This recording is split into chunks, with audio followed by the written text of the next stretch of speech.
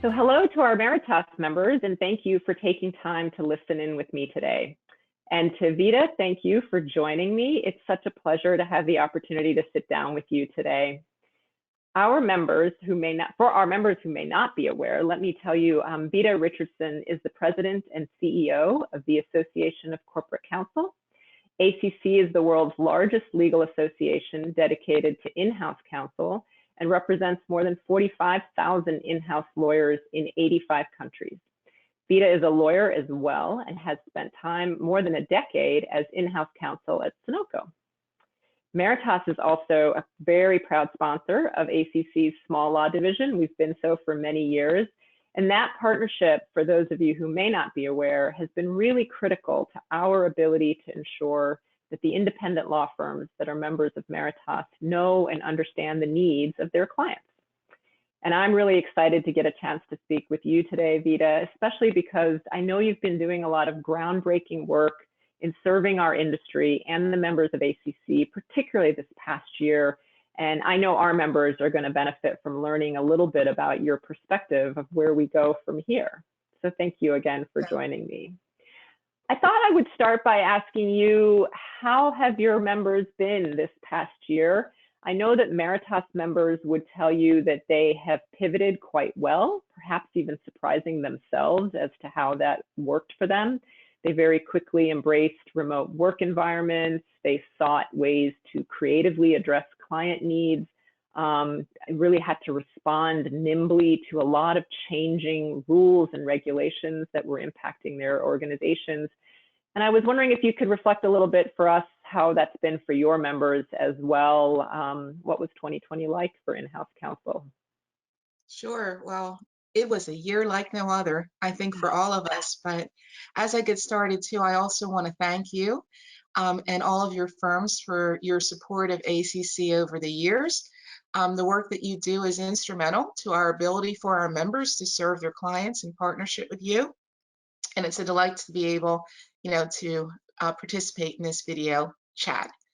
I would say that for 2020, it was a very challenging year for in-house counsel on a number of levels, just like it was for millions of people around the world. We saw that professional status and education level really didn't insulate any of us from the extreme disruption that the pandemic caused to businesses, to communities, to families, to individuals. And so in-house counsel, like all others, we're feeling a lot less secure. So I think the big skills or big thing that we all had to draw from was just resilience and adaptability as we move through, all the challenges associated with this pandemic. But on the professional side, in-house counsel faced one of the most difficult business environments in modern history. Your members saw it as well. Organizations had to address an incredible amount of obstacles, often with very little time and incomplete information to be able to make decisions and be able to react. So issues that were top of mind initially were, of course, worker safety and wellness, deciding what operations, when to close offices or facilities down, pivoting their workforces to working from home or working remotely, or understanding some of the protective measures that needed to be taken. Technology challenges, as we all moved to different sorts of working policies that had to be reconsidered.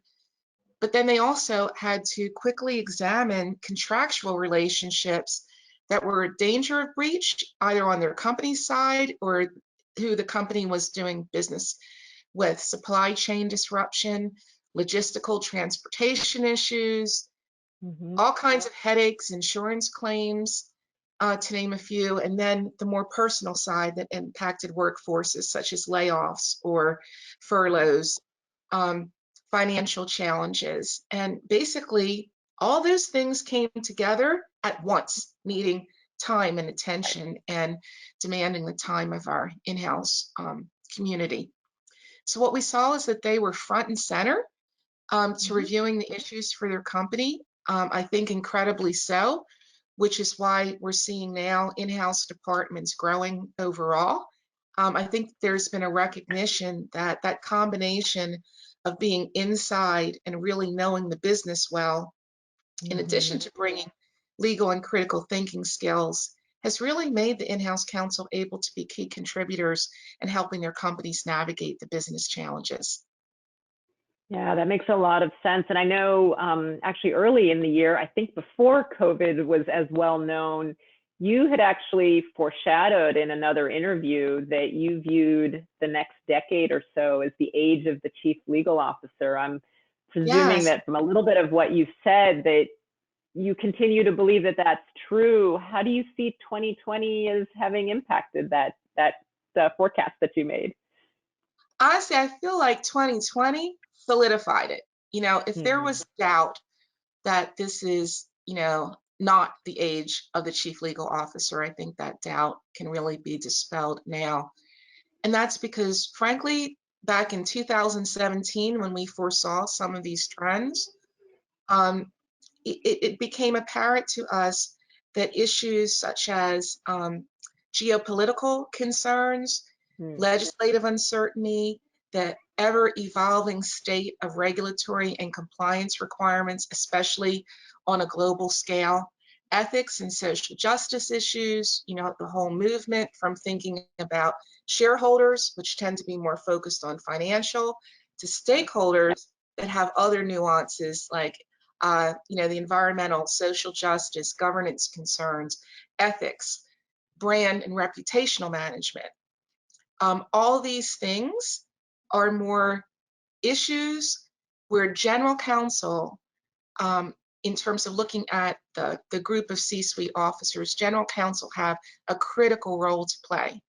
So in the way that 2008 and 7 would be defined as the age of the chief financial officer from the financial crises that were being faced, Sure. these Hmm. times and the risks that companies are facing are really defined in terms of the legislative geopolitical compliance landscape, that risk Hmm. management side. And those are squarely areas where the general counsel plays the critical role. So Yeah. we've watched as general counsel moved from in 2017 on a global basis, the way we survey, being about 67%, having that critical seat at the CEO's table as a direct report. Right. That number is now at about 80%. We can Wow. project that it will continue to rise. And here in the United States, that might be something that we take a little bit more for granted. 90 some percent of Fortune 500 companies have their GC as a direct report to a CEO and playing a critical role in the C-suite. As we look at it more globally, we're seeing the shift, and Okay. the skills that the general counsel brings to the table are being increasingly looked to, both in the Yeah. C-suite as well as the boards of directors. That's great. And I know that I know you all have been working for a long time to really skill up the general counsel, both to be able to tell that story for their businesses, but also to feel that they can easily step into that role as they get there. And I'm sure that's going to only become more critical. It's related to Yes. the next question I wanted to ask you about. I know that one of the issues that you took up with some real intention over the last year was the conversation around diversity and equity and inclusion. And I wanted to perhaps ask you that more personally. Why was it so important to you? What kind of was driving you this past year around that conversation? Yeah, well, there's our personal drivers and then there are organizational drivers as well. So first Sure. I'll talk about it from the personal side. Since the beginning of my career and as a woman of color in a profession where we're generally in an underrepresented, category, there's always been a lot of attention or discussion around advancing diversity and inclusion. But if you look at really where the results are and the way that they've moved, it seems to be moving critically slow. Mm, And yeah. despite the best of intentions. So it's an issue that I took up, in a more concentrated way in my prior position when I was at the lead of the Minority Corporate Counsel Association.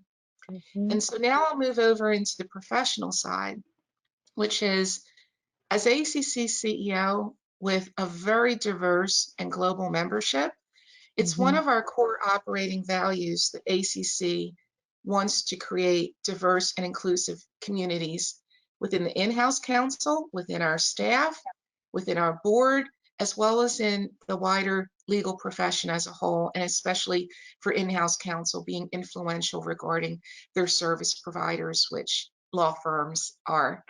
And Yeah. so as a result, it's square on with ACC's values. And as issues regarding racial justice, especially, and gender issues related to Me Too, George Floyd and the racial justice issues of LGBT inclusion, were increasingly in the news. And, as part of our daily discussions, just as people, we also surveyed our membership. And a substantial number of our membership, in the midst of COVID and everything else going on with COVID, 40% of our members told us that these racial justice issues are playing on their wellness and their ability to focus. So we knew that for our members, that diversity, inclusion, the racial justice issues were top of mind for them, as well as there are many corporations that issued statements regarding some of the things that we saw and some of the discussions that have been prompted since. So as a result, ACC issued a statement as well. And but our statement did more than just call out what we saw as wrong. It also challenged our members and our chapters to take up initiatives that were aimed at doing what would be right. How can we bridge divides? How can we have courageous conversations? How can we look at our institutions? How can we think about how we influence and mentor and reach out and professionally invest in one another? And so we challenged every one of our chapters here in North America, as well as globally, to step up what they're doing around diversity and inclusion. And I'm really delighted to say that those conversations have resulted in 100% of our chapters focusing on these issues and undertaking our challenge. And I'm really proud that, especially one of the things that we just received notice of is some of the activity that's happening in our chapter in Australia, where they've combined with Global to talk about some of the issues regarding their Aboriginal and their Torres Strait Islander communities and some of the inclusion conversations that they're having. So while we know that around the world, what is diverse and what needs to be populations that need to be included differ all over the world, we're really proud of our members for having those conversations to be bridge builders. And yeah, I think I can echo that. It's really been interesting to have this conversation on a global level. I think the issues are similar in terms of wanting a more inclusive environment, a more just environment, but how they play out really does differ, and it's so valuable to have a global perspective. Interestingly, I would say, as a shout out to our Australia and New Zealand members, they have also taken up this charge, and the combination of wellness and the diversity and inclusion conversation is an intersection that I've heard from them as well. And so I do think that it's reflective of some of the issues that they as a community are thinking about, for sure. And that's actually maybe an interesting reflection for you and I, that so much of the conversation, I think, in the legal industry has been that law firms will do this if their clients will hold them accountable, that it has to sort of be a driver, that the clients will push them towards that. I guess I would ask you, first of all, do you agree with that premise that the industry will only evolve if clients actually hold their firms to account for this as service providers? And if so, perhaps could you talk a little more about how you see that role between what's the in-house counsel really responsible for in helping continue this conversation and the relationship they have with their vendors? Yes. Well, I want to say initially, I think in-house counsel have an important role to play at their own corporations. First and foremost, they need to assist their corporations to examine issues of diversity, equity, inclusion, both in terms of their own workforces, their executive ranks, their boards of directors, where corporate counsel play a role in terms of governance issues and looking at them, and also the corporation as a citizen in a wider community. So Sure. these issues are Such a first good and point. foremost. And I agree that in-house counsel have an important role to play with respect to all their service providers. And Hmm. naturally, because of the composition of your membership, I think it's important for us to talk about how in-house counsel can play a role, with the firms that they choose. And certainly, I believe that for a long time, corporations, corporate counsel have been saying that they want more diverse and inclusive slates for the lawyers that serve them and handle their various matters, both in terms of litigation as well as the counseling role. And many corporations have moved to collecting data, Hmm. collecting data really has no value unless you're going to use it to prompt conversations about how, if you see that things are not moving, in a more progressive or positive manner, what steps are going to be taken to address it. And I believe that in many cases, that's the conversation that some law departments have not been as aggressive about having. You know, what are the reasons? What can be done to create more inclusion in terms of the people who are assigned to work?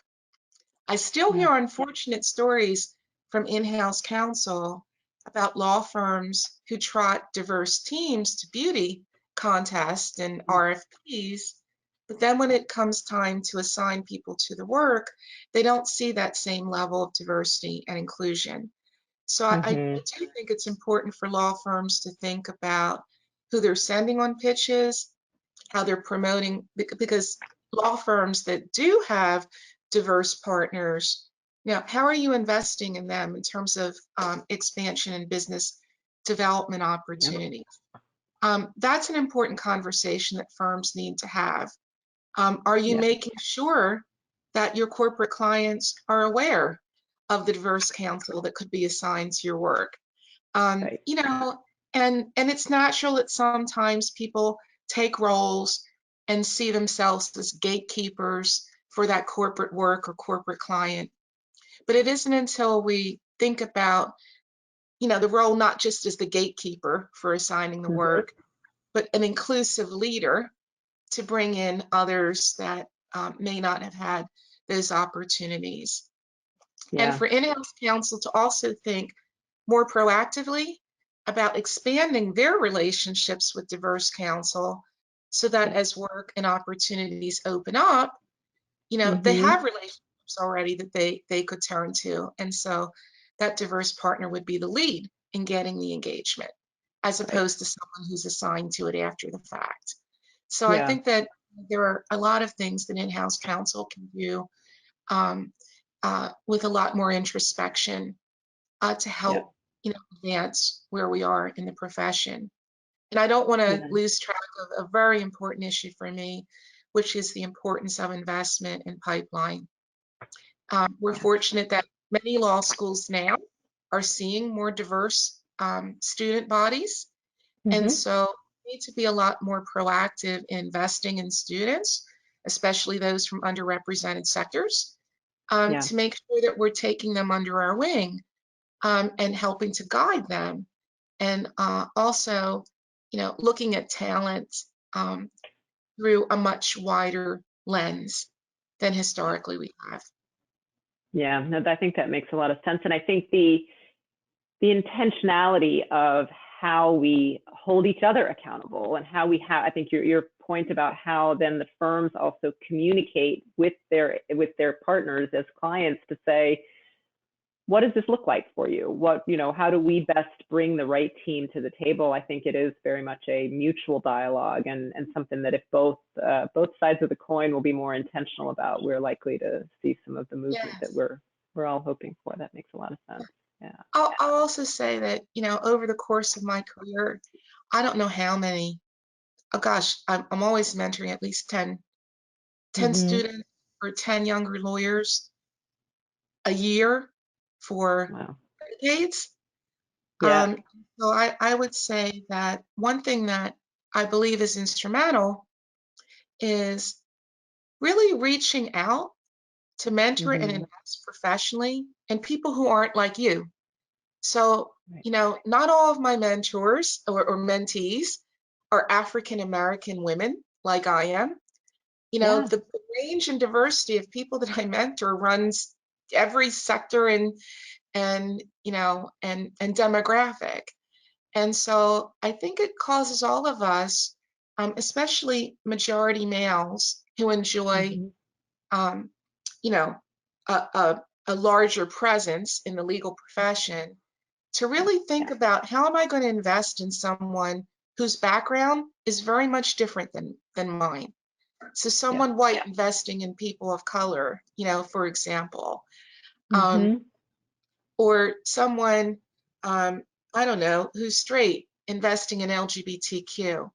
I Yeah. think we all have to step out of what our own demographic might be to Yeah. invest in other people if we think that diversity and inclusion is ever going to advance the way we all hope that it will.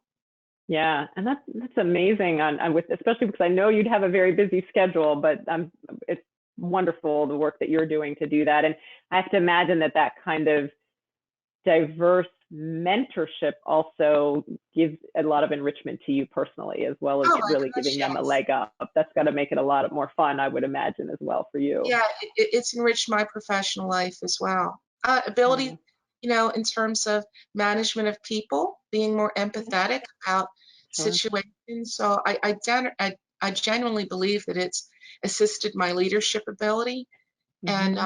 so it's just a recommendation as your Yeah, firms think about what they may want to do, and as individuals, the lawyers who are part of your network think how they want to invest. that's great. No, thank you. And I'll actually close with maybe a little bit more of picking your brain in terms of recommendations, if you will. What do you hope to see in terms of the relationship between in-house counsel and law firms in 2021? We're still sort of, I guess, maybe waiting for the recovery from the disruption of 2020. What are you kind of hoping that might happen in terms of this relationship between our members and yours? Yeah, well, I have to say that, frankly, I believe law firms have stepped up, to support their clients. It's clear from our surveys, in terms of the range of issues that have been covered.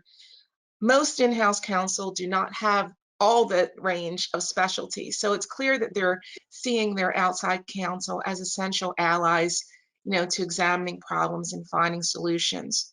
That's good. But our research shows that more in-house counsel are looking at outsourcing certain issues, looking at opportunities to second outside counsel, to work with them side Mhm. by side. And, we hear that um, law firms are also being greater technology partners with Mhm. in-house counsel, helping them in some cases by supplementing with some of the tools that law firms may be able to offer. Hmm. We also think that always, staying abreast and helping in-house counsel keep their arms around what's going on in an industry.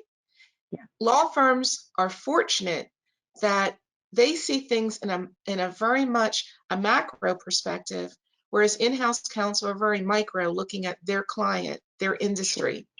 Law firms have a lot to share in terms of what Mhm. they're seeing in terms of the wider business community that can help in-house counsel better identify, trends and see what could be coming next. And also, I would encourage that in-house counsel are also thinking a lot more thoughtfully about the whole stakeholder perspective. Investors Mhm. that are calling for them, and their companies to focus more on wider stakeholder communities. So I think to Yeah. the extent firms are able to contribute and offer perspectives regarding the ESG challenges that in-house Yeah. counsel are facing, that's important. And always in-house counsel are looking for efficiency. They're looking at partners who care about the financial challenges that we're facing. I know that a lot has been written and spoken about that in terms of ACC and the value champions and different initiatives that are underway. So I won't cover that, but I will remind, those who are part of the Meritas network that we have a whole section of our website regarding value challenge, value champion initiatives, the way corporations are partnering with their firms to achieve great results around technology, efficiency, better pricing, more allyship in terms of that service to the client. Yeah, that makes a lot of sense. And we're happy to have you remind people of where they can find that information. So thank you for sharing that. Well, Veta, thank you so much for spending time with me today. I know that our members are going to value both your personal insights as well as the perspective on what some of your members are sharing with you. So I greatly appreciate your time. Great, thank you. I wish everyone, well during these very challenging times. Thank you. Absolutely. We'll get through this together. Yes, we will.